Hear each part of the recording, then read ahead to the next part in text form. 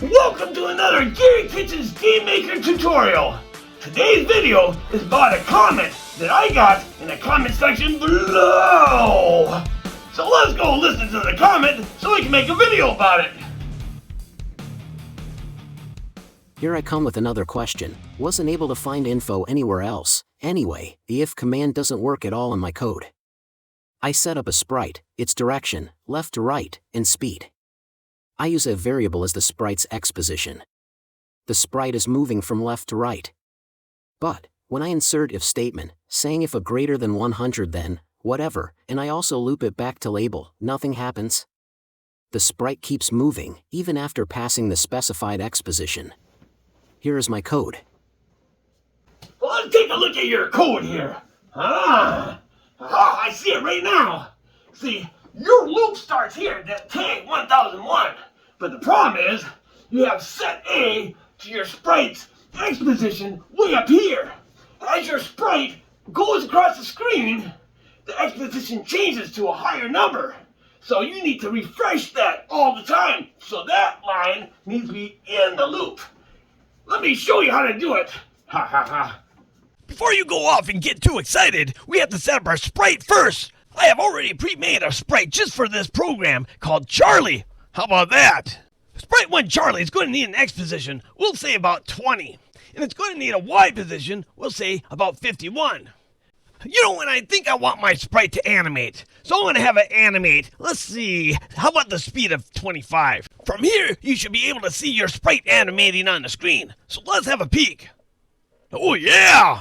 He's talking and everything. What I want to do next is make our sprite move. Well, I can't make a move unless I have a direction to make a move. So let's grab the command, Charlie1, direction, we'll make him 64 right. Now we can go up and add the movement speed. Movement speed, we'll make that 25. I'm going to hit the run button here, see if our guy's going fast enough. You know, I think he's okay. Now that we kind of got our sprite set up, we're going to go and start the beginning of our loop by putting the tag of 1001. Between this tag and the next jump to command that we are going to put in here later, it makes a loop, if you were, and all the commands that are in the loop will be continuously executed. The first command we're going to put into our loop is to set the variable A equals to Charles1, our sprite's X position. Because sprite 1 is always moving, we have to continuously update the value of A to match our sprite. That's why it's in the loop. Now that we have the ever-changing value of A, we're going to put our next command will be if A is greater than, we'll say 155, then. Oh, what should I have it do? Well, we're going to put in have it clear sprite 1. And after that, I'm going to close this routine here by putting an and if command. For now, I'm going to close this loop with the jump to command. Let's find it here. Jump to 1001. When I run this program, it should clear our sprite when he gets to X position 155.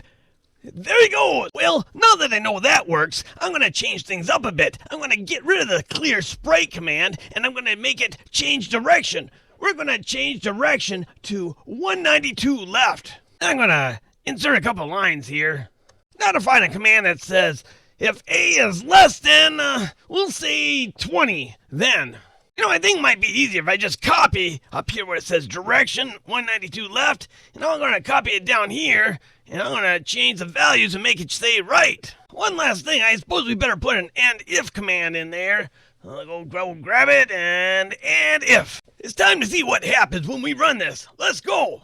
He's going right. He's going right. He's going right.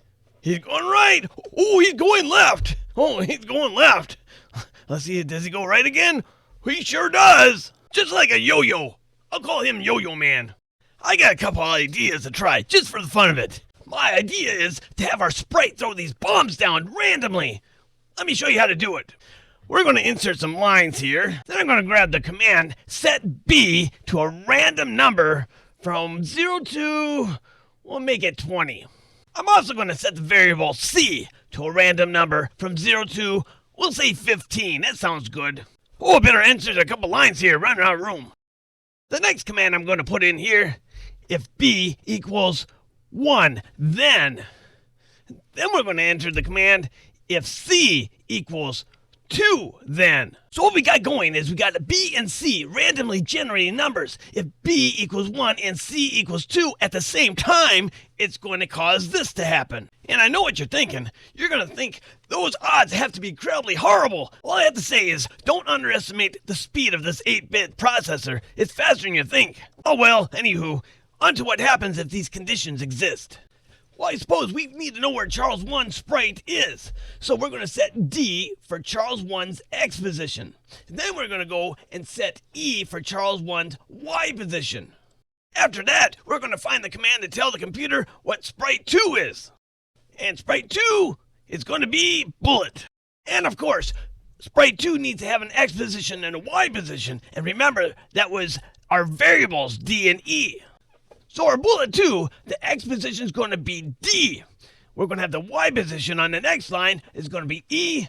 And the direction, we'll make that 128 down. And the movement speed, we'll go 50. Well, I suppose the last thing we need to do is put 2 and ifs in. So we'll put those in there and we'll run the game.